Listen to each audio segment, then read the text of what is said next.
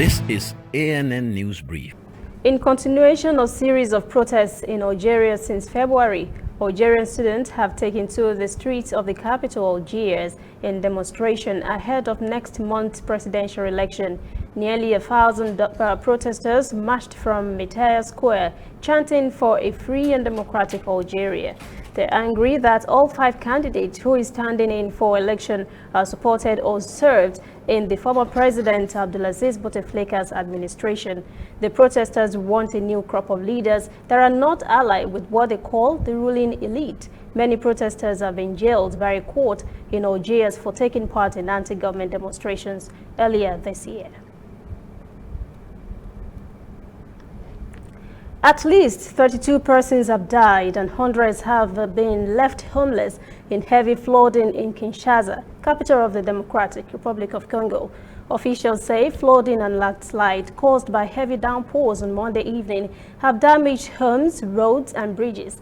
DR Congo officials say search and rescue for survivors is continuing as many of the victims were swept away by landslides. The magistrate in Lemba, Jean Saka, says the situation was dramatic.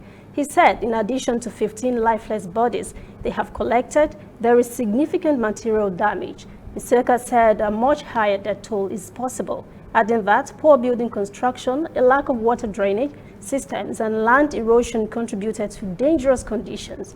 A road leading to the University of Kinshasa was cut off by erosion and many other roads were swept away. The magistrate said landslides have practically engulfed women, children, and fathers in their houses. African Union Chair Musafaki Mahamat said his thoughts and prayers go out to the families of whom have lost their loved ones and those who lost their homes in the devastation. Mahamat also talked about the tragedy following heavy downpours in West Pokot County in Kenya, torrential rainfall and subsequent devastating flooding in South Sudan, Tanzania, Congo, Brazzaville, Somalia, and Ethiopia. We'll be right back. Whether in your house, at your office, on your phone or online, we are there. We have the facts behind the headlines. We cut to the chase with the news you really need. We cover every angle. We are the bigger, better news network. We are African News Network.